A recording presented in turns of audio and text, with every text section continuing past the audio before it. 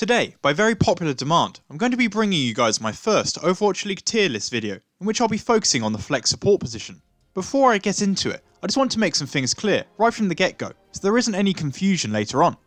Firstly, I've left some players out of these rankings. They are Revenge, Krillin and Ripper, as I personally haven't seen enough of their overall play this season to be happy about ranking them in this tier list. Alongside Guido, doesn't look like he'll ever be playing for Washington again, but I have kept some other players in, who are sharing more playtime with their other teammates. Secondly, rather than thinking of their positioning from left to right, equating to a scale of absolute best to worst, in this case I've seen it as more of my general preference to these players in their respective tiers, with some that I put on the same level as each other.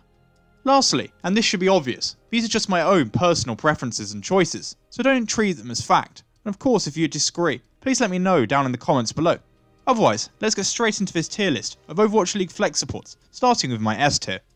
My S tier shouldn't come as a surprise to anyone, as it includes Twilight, Violet and Jonak. This trio have quite clearly been the best flex supports players so far this season, and they are each integral parts of their team's success and overall operations.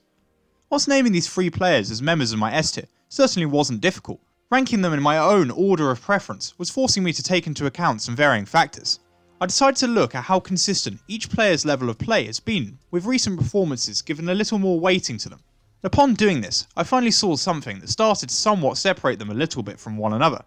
given their damage and Leland's are all near the top of the pack.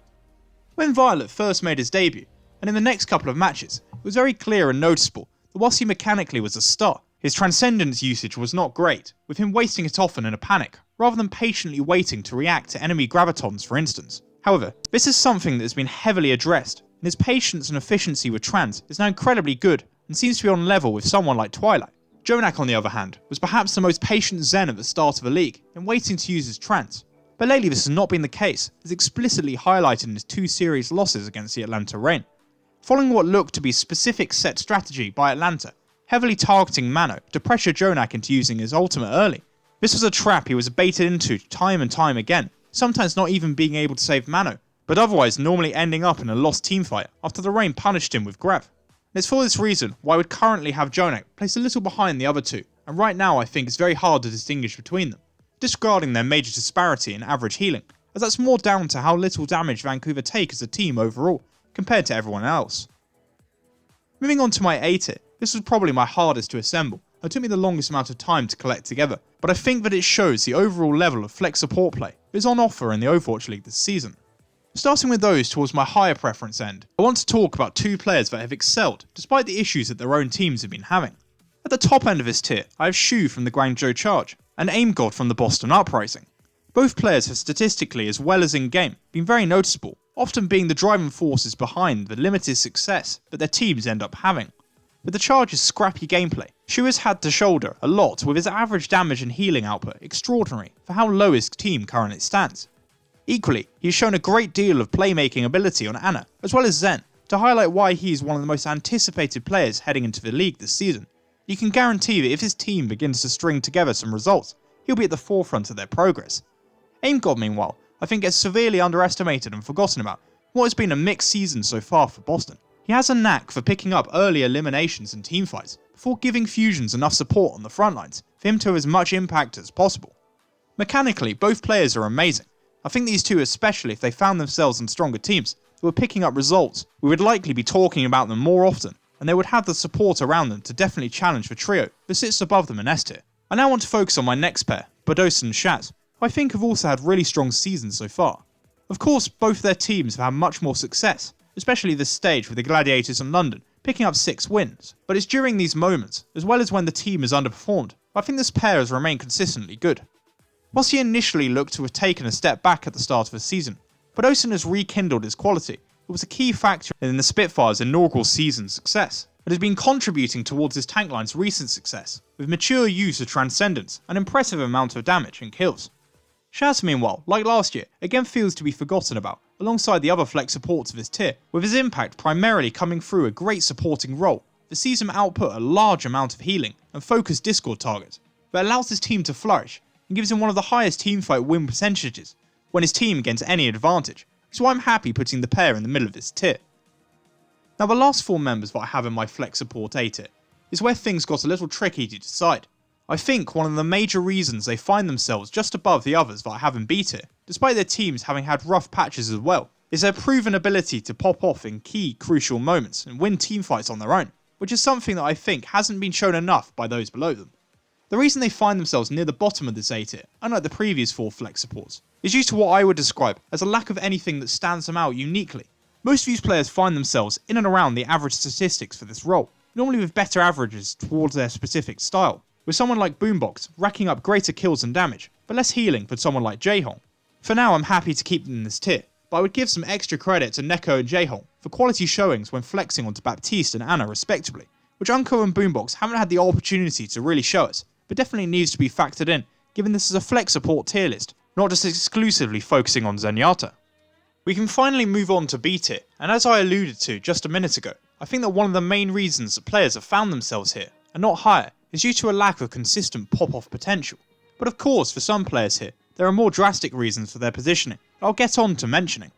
Starting with Bebe, who's perhaps one of the most curious players that I looked into when collecting this tier list together. Throughout the season, when simply giving him the eye test, he hasn't looked up to par at all, and it's only very recently, the Spark's late surge and run of form, that he's been able to put out some very nice displays and performances. But more baffling is his healing and damage output was extremely high, but I just wasn't sure why this was the case. But upon re-watching his gameplay, I think I may have found the answer, and this is due to his focus on healing and damaging tanks. Not very often until the end of stage 2 did Bebe actually look to take on his opposite number in a Zen volley duel, instead investing all his resources into chipping down the tanks, which explains his inflated damage without many kills.